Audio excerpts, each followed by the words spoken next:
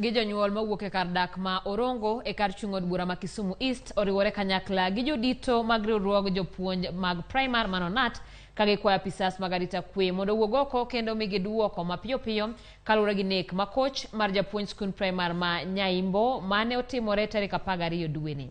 Magi biro seche ma bende alworano kama oting'o Nyamasaria Molem Mamboleo e kind mamoko rochruok mar arita kwe osenenoe kuom kinde malach gino makoro kelo luoro kod kafyu ne jodak kod joala makono gikwayo piny owacho mondo yie owil negi jotelo mag arita kwe okel negi manyalo tiyo negi e yo mowinjore ka bende ginyalo yudo fuong'ruok mondo gidog e ngimagi mapile maonge luoro. Wan gi lit mang'eny wacho Nyaimbo wawito japuonj mamuol japuonj manyoch wahero kendo japuonj manyoche wan godo gi geno kabisa. Ok wawinjo maber e higa makoro dhini nikech in higa makoro jowa mang'eny osebeti kendo githotho marach maonge gimomiyo. Japuonj makoro thon en japuonj maonge kata wach. Higa mokalo chien kacha cha nobet nyathiwa moro kani kaproda ng'ama ok wuo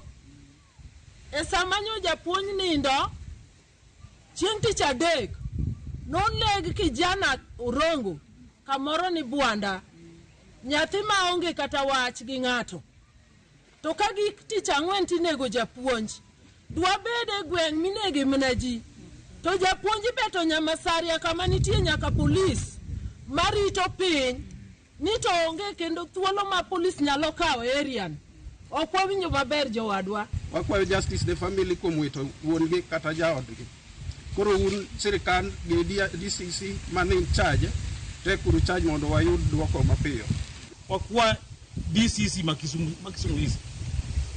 owuog oko mondo miwa chir ni to ene mane mayo weche mag security mag gweng'ni idhi keto koro ile mag kwirach ka kamano to wakwayo ni police stations mande gweng'ni ma Nyamasaria